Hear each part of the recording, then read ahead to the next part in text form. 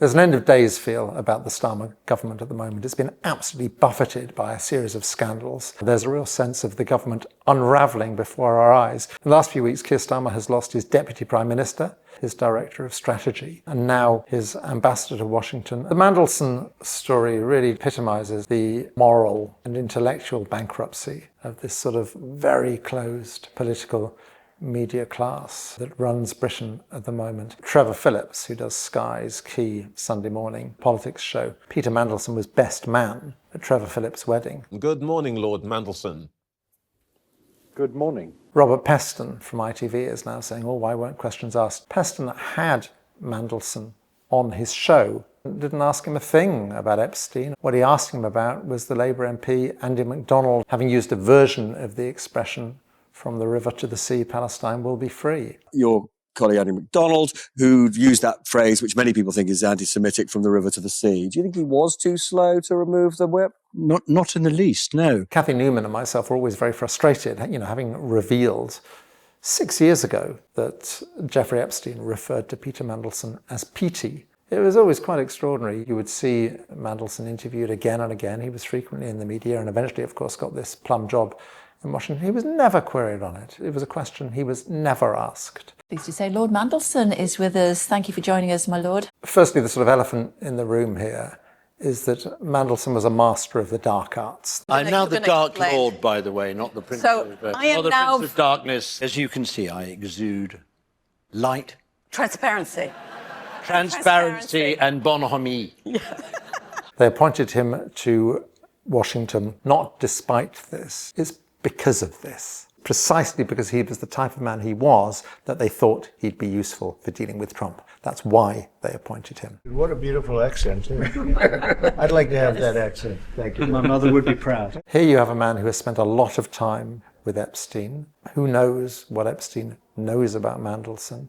Jeffrey Epstein clearly had connections in the world of intelligence. Very, very likely he had connections to Mossad. You can certainly see how the whole thing could ring alarm bells from a security perspective. The security services did raise concerns about the potential appointment of Peter Mandelson, Lord Mandelson, as ambassador in Washington, as Britain's person in the US. However, Number 10 overrode those concerns and appointed him anyway. It now emerges that Peter Mandelson and he were very close friends, and they were spending Christmas together. They seem to have spent Epstein's birthdays together. Jeffrey Epstein had 2 massages a day from underage girls. It's very hard to see how anyone could spend any time with Epstein without realizing the centrality of underage girls in his lifestyle. The revolting thing about the birthday book, Jeffrey Epstein's lifestyle, is clearly a sort of inside joke. Peter Mandelson's entry is 10 pages long. He's taken the trouble to put 10 pages together. Pictures and then little statements underneath. He refers to Epstein as my best pal.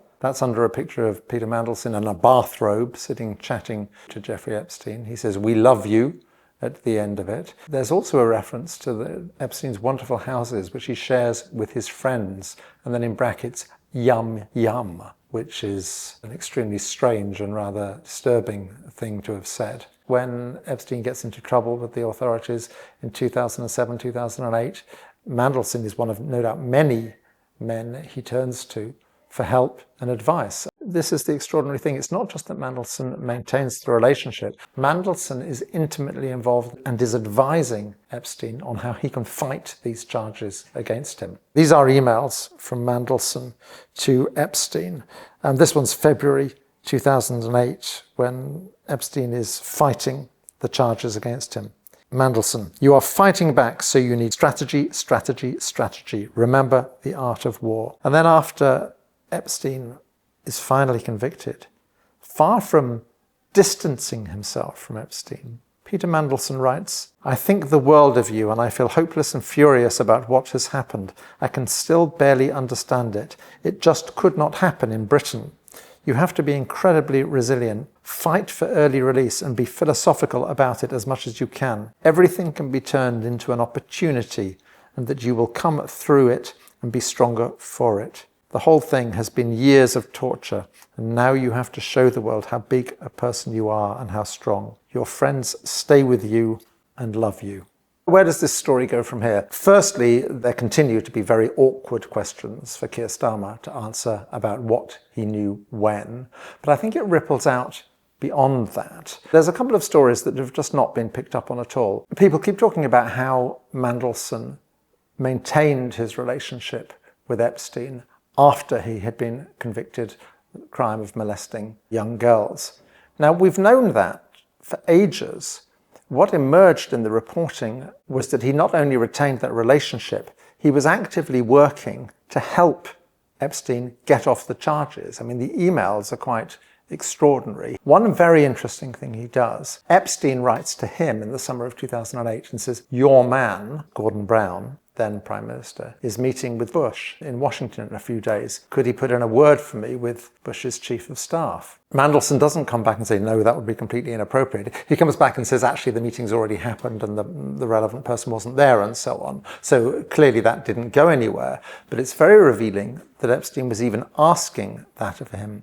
It suggests that Mandelson was prepared to use his connections to the heart of power to try and help Epstein in his legal difficulties. And it does raise the question, did Peter Mandelson simply share the view that Epstein and others around him had that these girls just didn't matter? They were just sort of expendable. There's also a really interesting story that almost no one's picked up on in the Times. The Times revealed that there was a memo that has been suppressed. It's not been released to the public. It's a memo from Peter Mandelson to Tony Blair, in which he recommends that Blair meets this man, Jeffrey Epstein. Not for any particular reason, there's nothing to discuss. He simply thinks that Epstein would be an interesting person for Blair to meet. Now, that in itself is very interesting. The Times then does a rather odd thing. It says it is unclear if any meeting took place. And you're thinking, well, didn't you ask? I mean, the absolutely blindingly obvious thing to do in the wake of that is to fire off a message to the Tony Blair Institute. Have you ever met Jeffrey Epstein? This links very directly to the present government. Firstly, extremely influential within the present government is the Tony Blair Institute, advising the present government. Blair and Mandelson obviously very, very close. But also, I think the broader British public still hasn't quite grasped the degree to which the country is actually run by Morgan McSweeney. Every time there is a reshuffle of government, every time there's a reorganisation in Downing Street, the word is that Morgan McSweeney is absolutely central to it, quite possibly advised by Peter Mandelson. I think Starmer worked out very early on that he himself has no political instincts. He therefore decided to farm out that whole thing to Morgan McSweeney. The reporting is that McSweeney was absolutely central to getting Mandelson appointed and for sticking up for Mandelson throughout, which certainly calls into question McSweeney's political instincts. Mandelson is widely reported to be McSweeney's mentor. McSweeney is basically mini Mandelson. He is the person he sort of models himself on. So this scandal takes us right to the very heart of the Starmer administration. This idea that Starmer is now putting out, goodness me, how could I possibly have known I was misled by Peter Mandelson? We're very sceptical of that because, for starters, in our film in 2019, we exposed the links between Mandelson and Epstein. We interviewed this very interesting man who was an anonymous interviewee. He appeared in silhouette with his voice disguised. Very interesting man, very, very wealthy man, had some interesting connections with the intelligence services himself. A good friend of Epstein's. He owned his own yacht and used to visit him. The story he told us was that he was visiting Epstein while Epstein was supposedly in prison in January 2009. The phone rings, and on the other end of the phone is this gentleman who Epstein keeps referring to as Petey. And it's only as the conversation goes along that our source, realizes this man is Peter Mandelson. And it's quite clear that he and Epstein are very, very close. The content of the phone conversation is interesting as well. Mandelson is calling to ask Epstein to fix up a meeting with a very, very senior banker in New York. And Epstein agrees to, and the meeting is indeed arranged. Petey wanted to meet Jamie Dimon, who was then the chairman of JP Morgan. And by the time he said, yes, I'll sort it out, put the phone down, and Petey turned out to be none other than the Secretary of the Board of Trade, Peter Mandelson. I was astonished that a British cabinet minister at that time, probably the most powerful man other than the Prime Minister, was calling Jeffrey in jail to make an appointment or to seek an appointment with a very powerful banker in New York. When we put this allegation to Peter Mandelson, his response was he could not recall this conversation, which is revealing, it's not a denial. He also pointed out, why would I need Jeffrey Epstein to fix up a meeting for me in New York with a senior banker? Peter Mandelson was a very senior member of the British government at that time. He had a whole office to do these things for him. The answer to that is why indeed. Clearly it seems that for whatever reason, Peter Mandelson wanted to have this meeting off the books, as it were, which was in itself interesting. So it was quite clear to us that Jeffrey Epstein and Peter Mandelson were close. Having said that, I was surprised by how close. I mean, the birthday book is extraordinary. But also the other emails. Bloomberg supposedly have 18,000 emails. I would be amazed if there isn't more material about lots of people within those emails. And I'm rather struck that Bloomberg doesn't seem to be making much of them at the moment. I'd love to get my own hands on those 18,000 emails. The whole business of Mandelson is drawing attention to the whole business of the dark arts of the Labour right, which was really what the Labour Files was an expose of. The Labour Files we made in September 2022, that's when it went to air. We'd been leaked the entire server of the Labour Party, so it was based on that. And we were able to pick apart in detail what had actually happened during the Corbyn years, and particularly the sort of campaign of sabotage that was really waged by the Labour Party bureaucracy. The Labour Files, it was interesting, it was absolutely ruthlessly ignored by the entire media.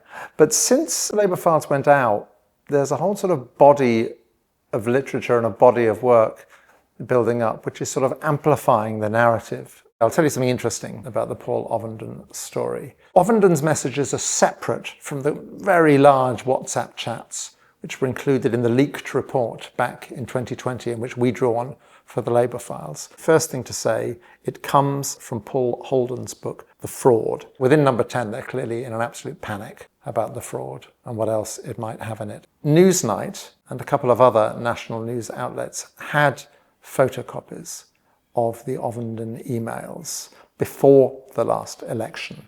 Okay. Now, at that time, the problem was they didn't have verifiable electronic versions of it, which made it slightly difficult to report, although they perhaps could have made more effort. But they knew about it before the last election. Now, the BBC Newsnight was then approached again on July the 17th, almost 2 months before the story finally broke. And this time, verifiable electronic versions of the texts were available. And basically, Newsnight sat on it for a very long time, and ahed, and then in early September decided not to go with it. It was handed to ITV. ITV ran it within a week of being handed it. Now, even then, there's an interesting story about what happens. ITV gives Number 10 24 hours notice. Number 10 then wields a damage limitation exercise. Now, there's only so much they can limit the damage. Ovenden has to resign pretty much immediately anyway, but they hand the story to sympathetic journalists and frame it in as sympathetic a way as they possibly can. The deputy editor of The Guardian, accompanying her own story on this, is putting out posts on X, which are essentially presenting Ovenden as a victim. So there's then a concerted and coordinated pushback, which echoes Ovenden's own point that it's chilling that he should have to resign for comments 8 years ago in a private chat. There is a general pushback, banter. It's banter. The comments by Ovenden, and more broadly, the way Diane Abbott has been treated in the media, but also within the Labour Party, by the right of the Labour Party, is so disrespectful. It really is revolting. As I actually read Ovenden's comments, what it is he says about her. And she, of course, is the one who continues to be suspended from the Parliamentary Labour Party. Diane Abbott's had the whip removed. A number of other Labour MPs have had the whip removed on points of principle for opposing things like the two-child benefit cap, while Peter Mandelson is a peer for life. Mandelson has clearly been very influential within Starmer's team for quite some time. Eventually was appointed to this plum job in Washington, while at the same time the party was suspending people like Jeremy Corbyn. Let me be very clear about that. Jeremy Corbyn will not stand for Labour at the next general election as a Labour Party candidate. Even as Mandelson was saying, oh, there's more to come. I have no doubt at all that there's a lot of traffic, correspondence, emails, exchanges letters between us. Absolutely. And we know those are going to surface. We know they're going to come out. We know they're going to be very embarrassing. Starmer was standing up in the Commons to defend Peter Mandelson. The ambassador has repeatedly expressed his deep regret for his association with him. He's right to do so. I have confidence in him, and he's playing an important role in the UK-US relationship. It's quite extraordinary that Starmer was prepared to put himself on the line like that to defend Peter Mandelson. And it's extraordinary the lack of curiosity the media showed about Peter Mandelson, given his past, and in fact their readiness to interview Peter Mandelson as an expert on issues such as anti-Semitism within the Labour Party. When I look at the sort of anti-Semitic abuse to which Luciano Berger has been subjected, but not alone, many others in the party, I feel ashamed. I feel actually quite morally compromised. Mandelson, a man who has been quite open about the fact that he worked, quote, day and night to get rid of Jeremy Corbyn. You've said each day I try and think of ways to undermine Jeremy Corbyn. I did say that, yes. Well, that was a mistake, wasn't it? Well, no, I wasn't alone. If he'd had your backing, he might have done a lot better. Well, he might have done. I think the lack of scrutiny to which Mandelson was subjected is not accidental, it's symptomatic of a broader problem within British media. The political media class is drawn from a really quite narrow group of sort of middle-class professionals from very similar backgrounds, many of whom have never had a job outside of politics or journalism.